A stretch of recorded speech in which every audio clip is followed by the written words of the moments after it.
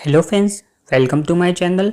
आज की इस वीडियो में हम सीखेंगे मैथ का एक बहुत ही बेहतरीन क्वेश्चन जो हमेशा एग्जाम में पूछे जाते हैं और इस तरह के क्वेश्चन आपके कंफ्यूजन के कारण हमेशा गलत हो जाते हैं। ये जो क्वेश्चन है वो है, क्वेश्चन पूछा जाता है जैसे 300 और 1000 के बीच की कितनी संख्या है जो 7 से विभाजित होगी। यहाँ पे आपको दो संख्या दे दिया जाएगा, जैसे 200 या फिर 500 होगा। अब बोला जाएगा कि इन दोनों के बीच की कितनी संख्या है वो 7 से विभाजित होगी, या फिर आपको दिया जाएगा 8 से विभाजित होगी, या फिर आपको दिया जाएगा 2 से विभाजित होगी।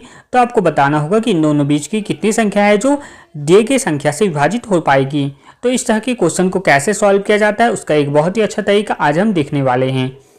सबसे पहले इसमें जो बड़ी संख्या होगी, जैसे यहाँ 300 और 1000 में जो बड़ी संख्या है वो 1000 है, तो 1000 को सबसे पहले आपको लिखना है।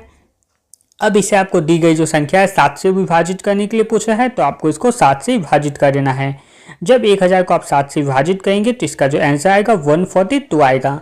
आपका जो पूर्ण रूप से जो भाग होगा बस उसी को आपको लिखना है। इसमें जो शेषफल आता है शेषफल पे आपको ध्यान नहीं देना है।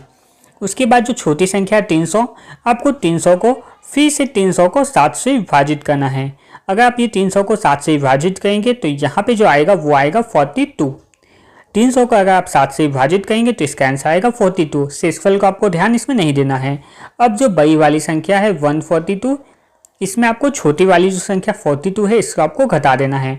जो आप दोनों को घटाएंगे तो घटाने के बाद इसका जो आंसर आएगा वो 100 आएगा और यही आपका आंसर होगा। यानी इस क्वेश्चन का जो सही आंसर हो जाएगा ऑप्शन नंबर डी 100। आशा है आप लोगों को इस तरह पैटर्न का जो क्वेश्चन है वो बनाना आपने सीख लिया होगा। अब हम इसका अगला पैटर्न का क्वेश्चन को देखते हैं जो इसी के बेस पे आता है।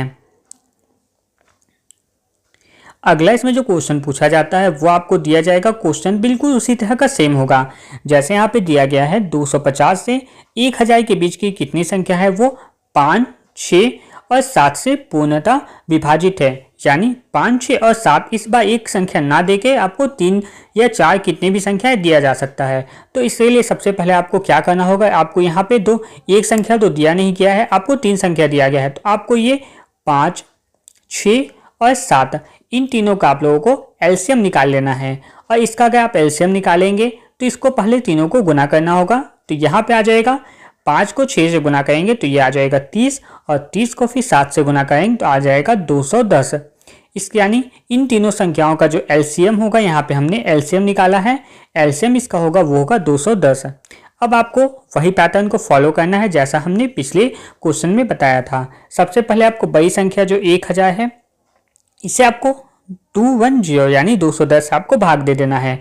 0 से 0 कट जाएगा। 21 अगर आप 100 को विभाजित करेंगे तो आप जानते हैं 21 का पहाड़ अगर आप 4 बार पाएंगे तो 84 आएगा। यानी 4 बार में 84 हो गया। 21 से ये डिवाइड हो चुका है। शेषफल में आपको ध्यान नहीं देना है। अगला जो क्वेश्चन इसमें है वो है 250। अगला जो नंबर 250 है, अब इस 250 को भी आपको 210 से भाग देना होगा। जो आप 250 को 210 से भाग देंगे तो 0 से 0 कट जाएगा। 21 से जो 25 है वो एक बार में भाग जाएगा। अब आपको वही करना है। बड़ी वाली जो संख्या थी 4, उसमें आपको छोटी वाली जो संख्या 1 है उसको आपको घटा लेना है। जब आप इन दोनों को घटाएंगे तो इसका जो आंसर आएगा वो 3 होगा। यानी आपका जो क्वेश्चन है उसका जो आंसर हो जाएगा ऑप्शन नंबर डी, यानी आंसर जो 3 है वो सही हो जाएगा। तो इस तरह से आप इस तरह के जो क्वेश्चन पूछे जाते हैं उन्हें आप आसानी से और सरलता से बना सकते हैं। धन्यवाद।